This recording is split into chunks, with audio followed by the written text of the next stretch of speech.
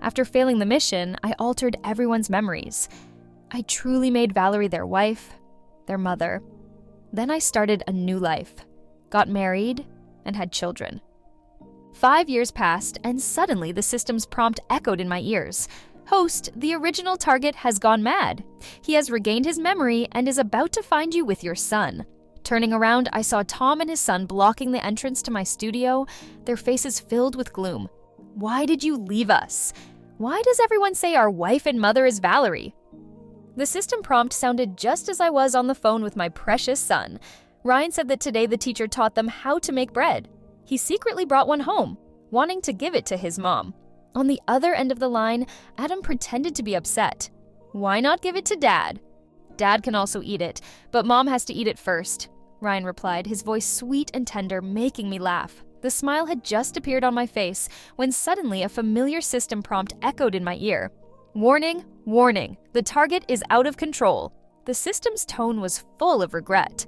Host, I'm sorry. The original target has regained his memory and is about to find you with your son. It is indeed my mistake. If you need, I can arrange for you to fake your death for free, allowing you to go to another world and start over. Fake my death. 5 years ago, when I discovered that Tom had an unattainable first love, and even our son wanted her as his mother, I considered faking my death. But now, I looked at the warm family photo on my phone screen and shook my head. No need. My life now is good. The love I once dreamed of has become my everyday reality, and I don't want to give it up. I am a strategist. 12 years ago, I received a mission to come to this world and win over the second male lead, Tom. As long as he gave up on the female lead and fell in love with me, I could return to my original world and be reborn. At the time, I had encountered an accident, leaving my body in a vegetative state. I had no choice but to accept the mission. The system warned me that Tom was a high-difficulty character, someone who was hard to move emotionally. To win his heart, I became a certified nutritionist and spent 3 months preparing different meals for him every day. When he broke his leg trying to win over the female lead, I comforted him, stayed by his side, and helped him with his rehabilitation. Finally, a year later, he proposed to me, saying that meeting me was the salvation of his life. In the 2nd year of our marriage, I gave birth to our first child, Leo. In the 3rd year, when Leo turned 1, Tom held my hand and expressed his hope that we could grow old together with our descendants. I thought the system was malfunctioning since it didn't notify me of the mission's completion. I even thought it wouldn't be so bad to spend the rest of my life happily in this world. Until one ordinary midnight, Tom forgot to log out of his WeChat account on his computer. Tom, I'm back, the message read. After all this time, I finally understand what I want. Can we get along properly this time? The message was from Valerie, the original female lead of this world, and Tom's unforgettable first love. 7 years ago, she left Tom and went abroad. Tom, in his desperation, drove recklessly to try to win her back, but ended up breaking both of his legs. I stayed by his side and helped him recover for an entire year. I thought they had long cut off contact, but it turned out they had been quietly staying in touch all along. The message was sent in their childhood friends group chat. The same group of people who usually affectionately called me sister-in-law were now teasing Tom. It's not easy, Tom. You and your ill-fated lover finally made it through. When we first got married, I asked Tom to add me to that group, but he said it was just their childhood friends, and no one added their spouses to the group. He mentioned that I had met all the members before, a bunch of guys with nothing meaningful to talk about. I opened the list of group members, and indeed, they were all people I had met before, except for Valerie, the group owner. Her profile picture was of herself with her hair swept to one side, showing her delicate profile as she quietly copied scriptures, and Tom's profile picture was coincidentally a page from a scripture. I had asked him why he used such an old-fashioned picture as his profile photo. He said it was to pray for me and our son. A wave of nausea rose in my stomach as I stared at the delicate calligraphy, feeling utterly disgusted. Because of Valerie's return, the group chat was lively for a long time. Half an hour later, Tom hesitantly chimed in, "Diana has been very good to me and my family. I can't bear to hurt her." "Do you love her?" "Not really." I didn't bother to look at the "I can't bear to hurt her" message or follow up on the group's reactions. I only saw his reply saying he didn't love me. When Leo was 4 years old, I became pregnant with our second child. At that time, Tom was competing with his older brother for power. To help him secure funding, I flew 80,000 kilometers in a week, sleeping only 3 hours a day. The funding was secured, but I miscarried due to overwork. In the hospital, Tom held me and said that I was the love of his life. The love of his life, but not the one he liked. To Tom, love was a responsibility, a habit, but not something that made his heart flutter. Because there was no spark, the system never alerted me that the mission was complete. The truth of the situation closed the loop at that moment. I opened their private chat history again. Tom cherished every conversation with Valerie. In the 15 years they had known each other, he never deleted any of their messages. 7 years ago, when we got married, Tom sent her a message. "I'm marrying someone else. Are you sure you're not coming back?" Valerie replied, "I have my own dreams I can't give up." 6 years ago, when Leo was just born, Tom sent her a photo of our child. "I give up. You said you don't want to get pregnant and have children. If you come back, this child will be ours." Valerie replied, "I'll treat him as if he were my own." After that, their conversations became more frequent. During the 7 years of our marriage, Tom would take our son to Australia to visit her every year, under the pretense of a vacation. They followed each other on all social media platforms, and on Instagram, they seemed like a loving family. My mother-in-law even gave Valerie the bracelet that symbolized being a daughter-in-law of the Song family. The group of friends who usually teased Tom and me behind my back said I was a pathetic woman occupying someone else's place. I laughed out of anger and asked the system, "Does this mean I failed the mission? Can I fake my death and go to another world for a new mission?" After working hard for 7 years, I didn't want to end up heartbroken and return to being a vegetable. The system hesitated. "Host, you don't have enough points to go to another world." But, perhaps feeling guilty for not warning me earlier, the system continued. I recently saw the supervisor's plan. With Tom's marriage, Valerie's role as the main female character in this world has ended. A new target will appear in this world. If you successfully win over the new target, your mission will still be considered complete. Does he have an unforgettable first love? No, he's a pretentious male lead, a typical male protagonist type who doesn't have any women in his heart. As long as there's no woman. I've had enough of these unforgettable first loves and red marks of regret. I'd rather win over a cold-hearted, emotionless man. I asked the system to give me a new identity and start over. Before leaving, I used my last points to alter everyone's memories in this world, truly making Valerie their wife, daughter-in-law, and sister-in-law. The system hesitated. "Should I alter your son's memory as well?" "Yes, change it." Not long after Tom sent that message, Leo sent him a text. "I heard Aunt Valerie is back. Dad, can Aunt Valerie be my mom? She's so beautiful and knows everything. She's not like Mom, who only has a bachelor's degree. Even the mom next door has a master's degree." Father and son, one on a business trip, the other at summer camp, were thinking about the same woman from miles apart. The injustice of it all overwhelmed me, burning into a twisted rage. I took out the family photo from my wallet, lit it with a lighter, and threw it back, burning the house and their passports to ashes. After that, I accepted the system's mission and began to pursue this world's new pretentious male lead, Ethan. Ethan was indeed difficult to win over, but fortunately, he had a heart. Every increase in his affection value was clearly manifested in him. The first time he was being hunted down in a remote mountain, and I saved him. He said, "Apart from money, I won't repay you in any other way." But there was no signal in the mountains. The next day, unable to make a transfer on his phone, his affection value forcibly increased by 10%, and he ended up chopping all the firewood in my yard. Later, I took a bullet for him, and his affection value increased by 30%. Although he knew I did it on purpose, he still used all his resources to bring the culprit to justice.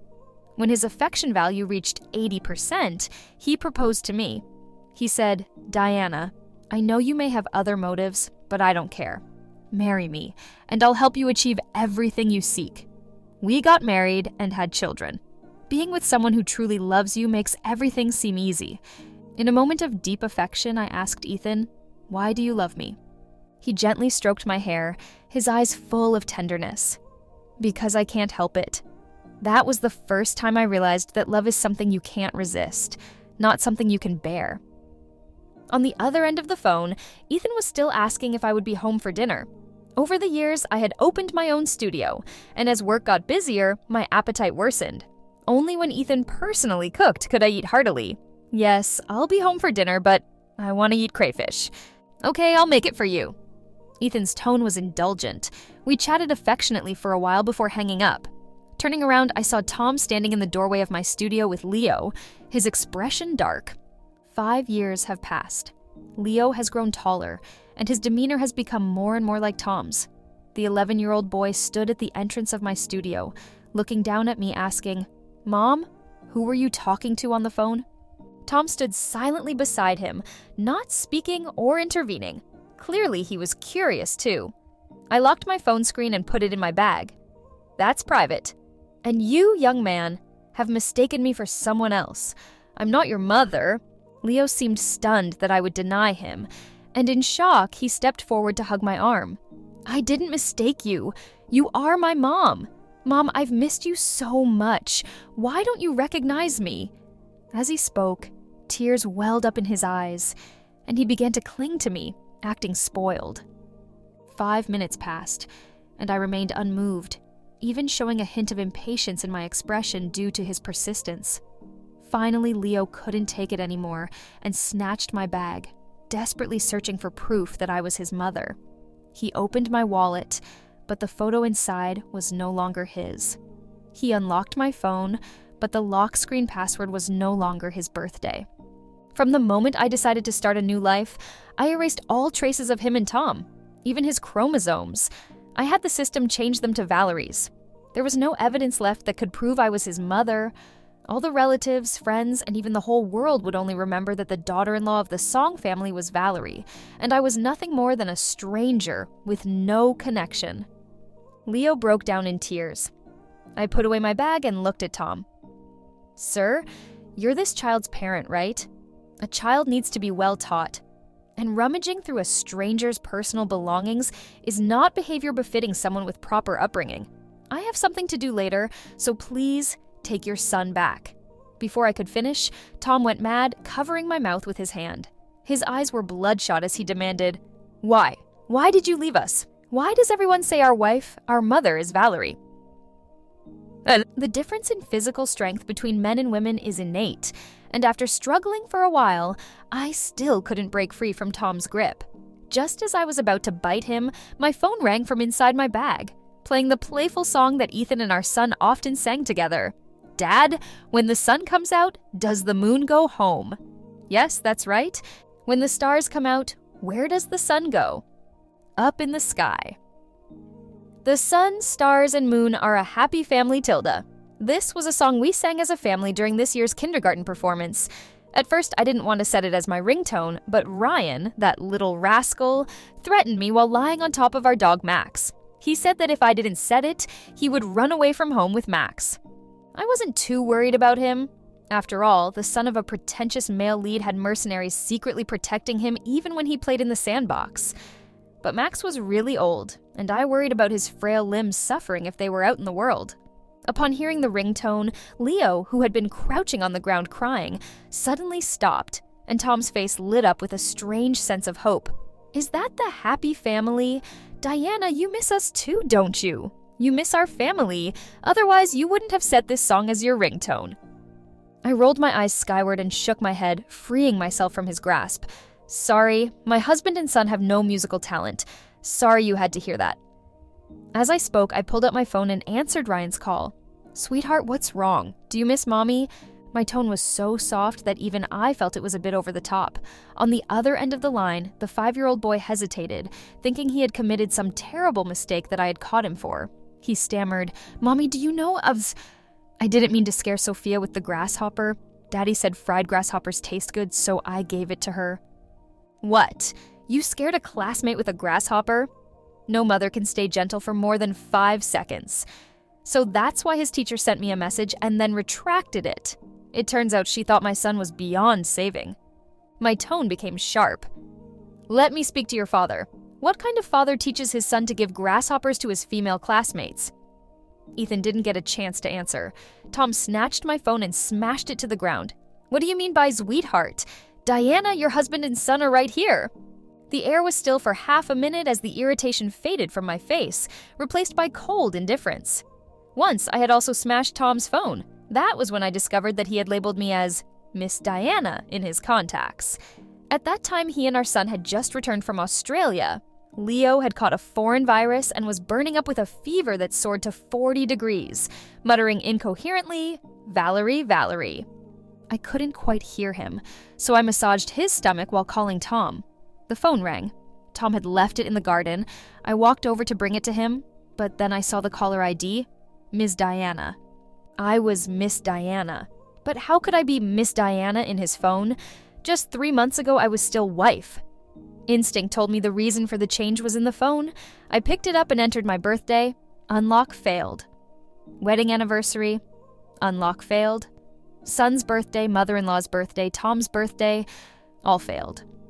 Tom happened to return to the house, and when he saw me going through his phone, his brows furrowed. "What are you doing?" "Our son has caught a foreign virus. The family doctor says we need to get him to the hospital immediately." "Give me the phone first." "Why did my contact name change?" "Give me the phone first." In the struggle, I threw the phone to the ground. "Why do you take our son to Australia every year?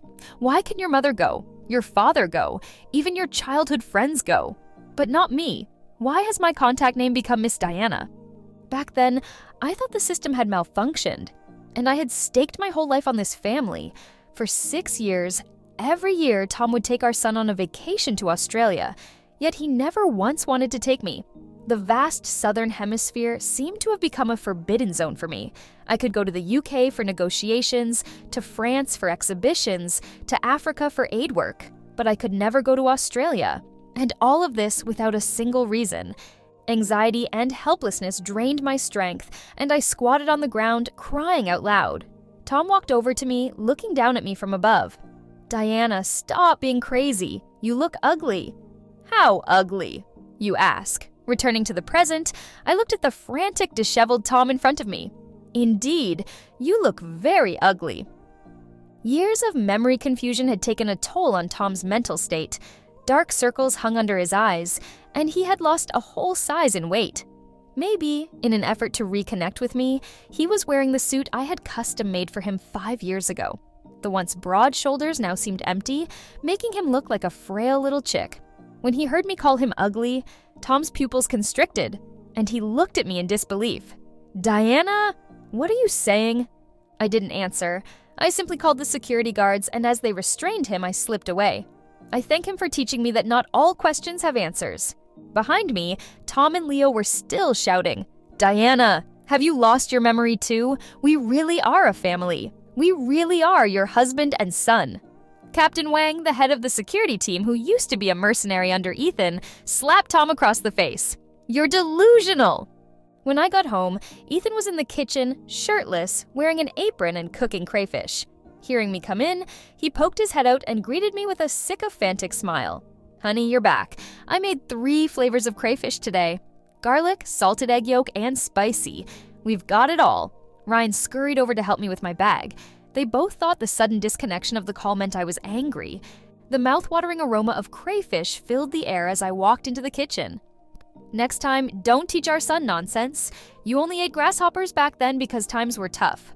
Now, with all the pollution, be careful you don't end up with an upset stomach someday." Ethan nodded. "Got it, my dear wife."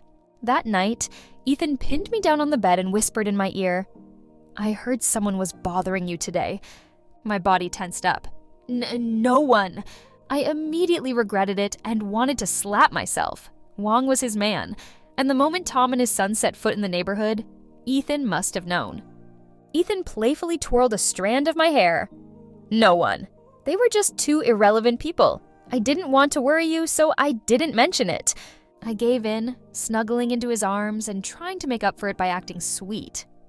When I accepted this mission, the system warned me that lying and hiding things from Ethan was a grave mistake. For a man who had crawled out of the darkness, the thing he feared most was betrayal. But after 7 years with Tom, I was left with deep scars, unable to fully trust or give myself to any man.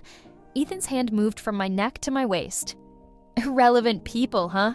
Are you sure, sweetheart? Because I heard the little one called you mom and the big one called you wife. His large hand gripped my waist tightly, and he bit down on my collarbone, leaving a mark that was uniquely his. Who were those two people? Had we crossed paths before? These questions had probably been thoroughly investigated by the time Ryan called me for the second time. Ethan hadn't found anything, but I had instinctively lied, and such a lie angered him more than the truth would have. Buried under the weight of him, emotions surged and erupted in the darkness. He covered my mouth like Tom did, his fingers slightly parted, allowing only muffled whimpers to escape. As the first rays of morning light filtered into the bedroom, Ethan leaned down and whispered in my ear, "Diana, don't ever let me find out you've lied to me, because I don't know what I might do." Ethan loves me. This much the system made abundantly clear. His affection for me stands at 99%, but 5 years have passed, and that remaining 1% hasn't budged. I don't even know what's holding it back. He can trust me with his life, tolerate all my pretensions, and would even die for me, but he just can't fully give me his heart. Without the progress reaching 100%, I can't leave. When I woke up the next morning, Ethan had already left for work. On the dining table was my favorite strawberry milk and a somewhat defiant apology note. "Last night, I was wrong to bite you, but you shouldn't have instinctively hidden things from me. So, we're even. I don't want to fight with you. I'll bring you some cake when I come back tonight. Honey, don't be mad at me." He even added a little pleading dwarf at the end, definitely Ryan's idea. I could just picture the two of them working together early in the morning to write this note, scratching their heads with worried expressions. All the unpleasantness from yesterday vanished. I put away the note, ready to call Ethan and reassure his anxious heart. But just then, my phone suddenly rang. A voice both unfamiliar and familiar came through the line. "Is this Miss Diana? Would it be convenient for us to talk?" The voice was unfamiliar because I had never spoken to her directly. It was familiar because in that night's chat history, I had listened to far too many of her voice messages.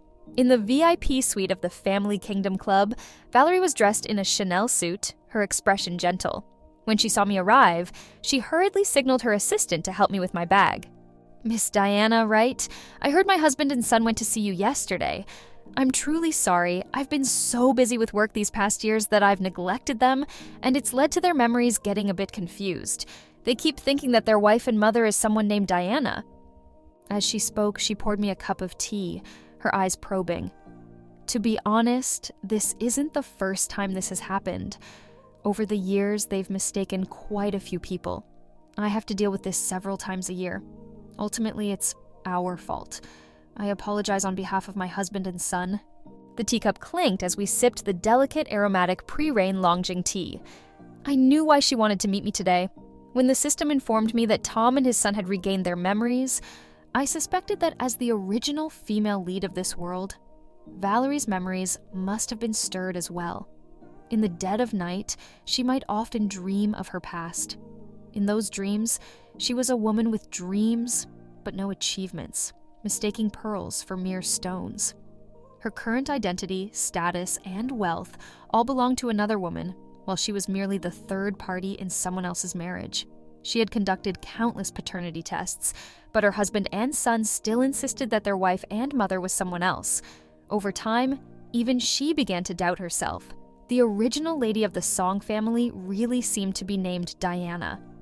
I took a sip of the tea and then put the cup down.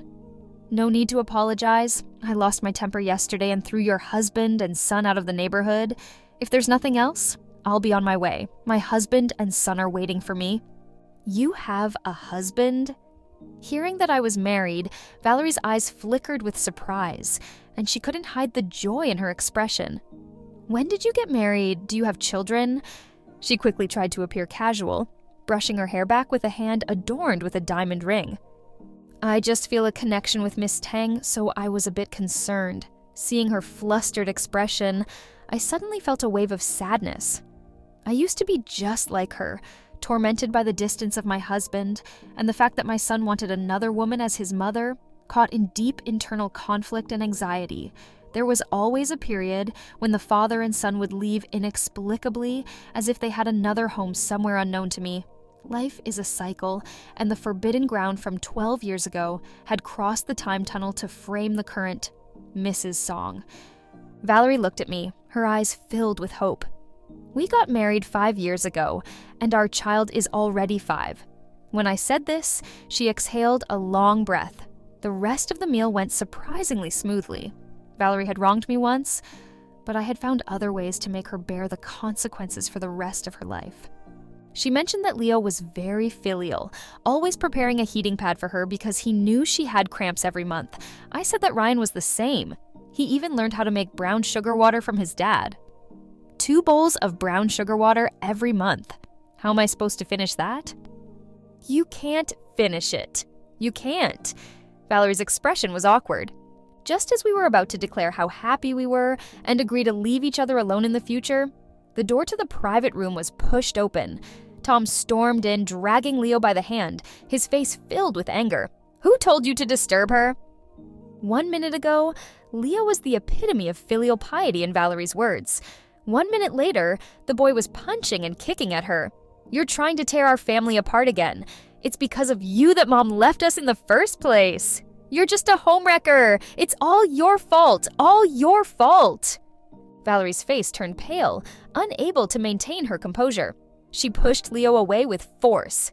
Enough! Your grandparents, even the housemaids, have all told you. I am your wife and mother, but you just won't believe it. You do paternity tests every month, and half the year you spend outside looking for this Diana. Do you not believe we're a family, or do you not believe that Diana has nothing to do with you? Tears streamed down her face. The breakdown I once experienced was now 5 years later happening to her. I pulled out a tissue, intending to wipe her tears. Tom stopped me abruptly. Don't go near her. She's unstable right now. She might hurt you. He was worried she might hurt me, so he didn't want me to get close. Was this the same reason he kept me from setting foot in Australia back then? How ironic. I handed the tissue to Valerie and then turned around, slapping Tom hard across the face. You're a disgusting executioner. If I hadn't left back then, if I had stayed and confronted them, would he have treated me the same way he's treating Valerie now? When he loves someone, he protects them at all costs. When he doesn't, he tosses them aside like a dirty rag, too filthy to even glance at. The thought that I once considered spending the rest of my life with such a person makes my future seem bleak. I grabbed my bag and fled the scene. I no longer wanted anything to do with people like him. Tom and Leo, seeing me run, hurriedly chased after me, panting and stopping only when they reached the villa's entrance. Diana, you might not believe this. Everyone's memories in this world have been altered, including yours. 5 years ago, we really were a family. You really were my wife, and Leo's mother. Leo stepped forward at the right moment, clinging to my arm. Mom, please don't leave Leo. I'll be good from now on. I wanted to tell them that I hadn't lost my memory, that I was the one who altered everyone's memories. Just then, a dog barked, and Ryan's soft, childish voice called out from nearby. Mom, are you hiding another child from Dad? At the entrance of the villa, on the greenery path, Ethan stood holding a cake with Ryan and Max by his side, his expression unreadable. From the first time we met, I had told Tom that I was already married, that I now had my own husband and child, but they didn't believe me. Now, with my family standing right in front of them, Tom looked at me, his voice strained. Who are they? I stepped forward, linking my left arm with Ethan's and taking Ryan's hand in my right. Let me introduce them. This is my husband, my child, and our dog. Hearing itself introduced, Max barked twice, startling Leo, who quickly shrank back. The truth is, Leo used to love Max the most. When he was just a baby and wouldn't stop crying, only the jingling bell carried by the family dog could calm him down. When Leo was 3, he was bullied by older kids in the neighborhood, and Max, despite being beaten by those kids, hobbled over to protect his little owner. But when he was 4, Leo suddenly told me he was allergic to dog fur. How could someone develop an allergy to dog fur after living with a dog for 4 years? I insisted on taking him to the hospital for a checkup, but Tom stopped me. Is the child more important, or the dog? That single sentence decided Max's fate.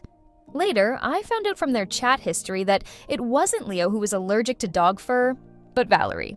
They sent Max away simply because that year, Valerie found dog hair on them. Dogs only remember kindness, not grudges. Seeing guests at home, Max instinctively wagged his tail to greet them. I patted Max's head. Silly dog. Tom's lips quivered. Is this Max? Yes, I brought him back. Max was the puppy we adopted on our wedding day. Back then, Tom jokingly said that Max was our eldest son. But in front of his unforgettable first love, even our eldest son was just a dog. By now, Tom understood everything. I had brought back our old dog. I remembered the past. I wasn't unaware that we were once a family. I just didn't want them anymore. The dog had left those who didn't love it, found a new family, and gained new loved ones. Tom let out a self-deprecating laugh, and, accepting his fate, moved with Leo to the other side of the greenery path, forcing a polite smile. It seems we really did mistake you for someone else. Leo's eyes widened as if he wanted to protest, but Tom firmly led him away. 1 month later, Tom sent me a letter. In it, he told me that he had transferred all his shares to me, something he believed I deserved. Valerie, unable to distinguish between memory and reality, had been admitted to a sanatorium. Leo had severed ties with the Song family and had gone to the UK. At the end of the letter, he wished me happiness for the rest of my life, saying that his belated act of letting go was his way of making amends, just as I had once let them go. He wished me a life of happiness and a good partner who would always be by my side. Holding this letter, I sat with Max on the rooftop for a long time. In the distance, thousands of lights flickered. The full moon hung high, and the unique noise of this world echoed in my ears. I've been here for 12 years now. I've had 2 husbands and 2 children. Have my parents aged 12 years too? A breeze tousled my hair, and a large hand gently tucked it behind my ear. Ethan sat down next to me with a small cake. You're not happy? I'm not mad about what happened today. Well, maybe a little, but as long as you explain, I'll believe you. He's always like this. Clearly a top-level mafia boss outside, but in the game of love, he's willing to play the role of a loser for me. No, that's not right. It's precisely because of the imbalance in our material status that he chooses to play the loser. Because he's afraid I'll feel insecure, afraid I'll feel lost. Gender inequality is common in modern family relationships, but he lowered himself, hiding his sharp edges, to balance the unsteady scales for me. I hugged him, my voice muffled. I've been married before. I figured. And I had a child with someone else. I know. Ethan hugged me back. If that's what you were hiding, then I can forgive you. If you miss that child, we can bring him to live with us. Everyone has a past. I only want your present and future. But Diana, am I really in your future? I was stunned and looked up at him. His dark eyes were filled with stars and deep affection. I know you're not from this world. I know that once your progress hits 100%, you'll leave.